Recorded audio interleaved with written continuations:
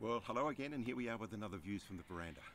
Well, at the moment there's a lot of properties being sold at auction, so I thought I'd share with you my views and tips on what you should be doing at an auction in terms of bidding so that you've got a winning strategy.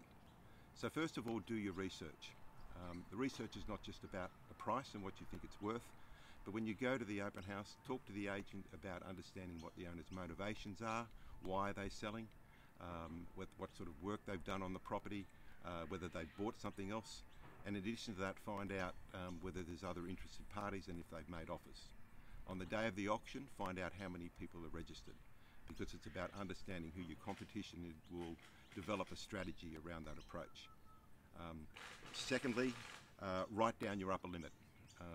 It's very important the night before to understand what your maximum price you will pay is. Write it on a bit of paper, put it in your pocket and take it to the auction the next day, and hold it in your hand when you're making the bidding, because it's very easy to get emotionally caught up in the moment, and that's a reminder of what your upper limit is. Look, in what happens on the day of the auction, I can't see it being any different to wanting to pay more than $200,000 than what you thought the property was worth the night before. So then have a bidding strategy. Obviously there's two different scenarios. One is where there is not many bidders, maybe only one registered bidder yourself, or where there's multiple bidders registered.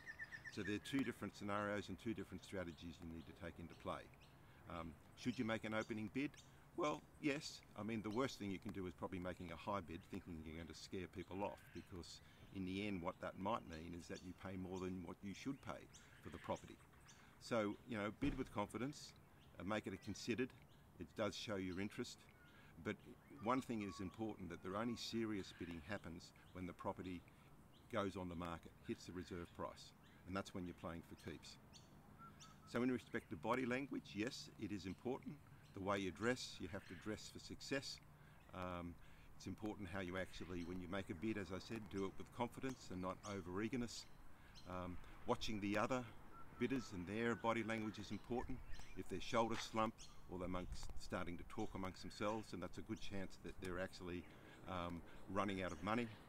So project that image that you're going to buy this property today.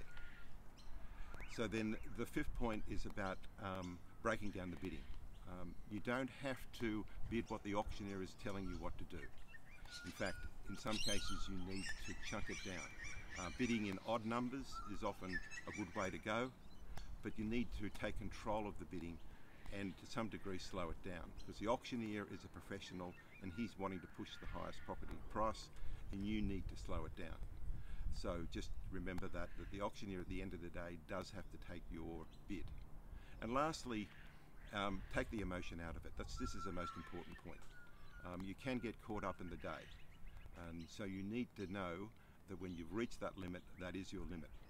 Having said that, you don't want to miss out on a property that you were prepared to pay a price for. So I've seen scenarios where buyers have said, well, yes, I would have paid that extra $1,000, I would have paid that extra $2,500 to secure the property. Because at the end of the day, there will be always another house or another property to buy. So they're my views in terms of bidding at auction.